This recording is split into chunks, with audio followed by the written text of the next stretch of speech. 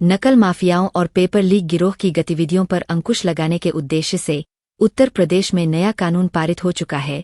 इस कानून के तहत दोषियों के खिलाफ कठोर सजा के प्रावधान है, जिससे पेपर लीक और नकल माफियाओं पर सख्ती से कार्रवाई की जा सकेगी।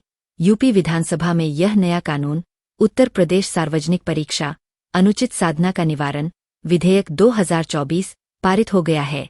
इस कानून के तहत नकल और पेपर लीक कराने वाले गिरोह के सदस्यों के खिलाफ कड़ी कार्रवाई की जाएगी। नए कानून के तहत पेपर लीक और नकल कराने वाले दोषियों के लिए न्यूनतम 2 वर्ष से लेकर आजीवन कारावास तक की सजा का प्रावधान है। इसके अलावा दोषियों पर न्यूनतम 2 लाख रुपए से लेकर 1 करोड़ रुपए तक का जुर्माना भी लगाया जाएगा। खासतौर पर सालभर गिरोह के अपराध की पुनरावृत्ति करने पर आजीवन कारावास के साथ न्यूनतम 50 लाख रुपए जुर्माना का प्रावधान है। इस कानून के तहत परीक्षा संचालित कराने वाली एजेंसियों और उनके संचालकों की गड़बड़ियों पर भी कड़े प्रावधान किए गए हैं।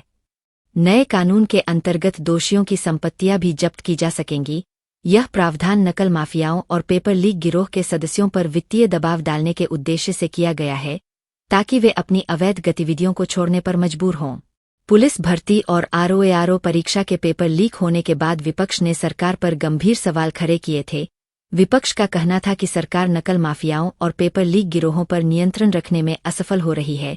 इसके जवाब में सरकार ने इस नए कानून को लागू करके विपक्ष के आरोपों का खंडन किया है।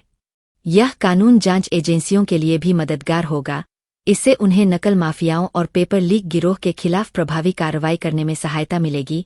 इस नए कानून के लागू होने से उम्मीद है कि उत्तर प्रदेश में परीक्षा प्रणाली को और अधिक पारदर्शी और निष्पक्ष बनाया जा सकेगा। इस नए कानून का सामाजिक और शैक्षिक महत्व भी है। पेपर लीक और नकल माफियाओं की गतिविधियों के कारण छात्रों को शैक्षिक नुकसान का सामना करना पड़ता है। यह कानून छात्रों को एक निष्पक्ष और पारदर्शी परीक्षा प्रणाली प्रदान करने में मदद करेगा, जिससे उनकी मेहनत और योग्यता का सही मूल्यांकन हो सकेगा। उत्तर प्रदेश में नकल माफियाओं और पेपर लीक गिरोहों पर नियंत्रण रखने के लिए यह नया कानून एक महत्वपूर्ण कदम है। इससे न केवल परीक्षा प्रणाली को सुधारने में मदद मिलेगी, बल्कि यह छात्रों के भविष्य को सुरक्षित करने में भी सहायक होगा। सरकार की यह पहल छात्रों और उनके अभिभावकों के लिए एक बड़ी राहत के रूप में देखी जा रही है।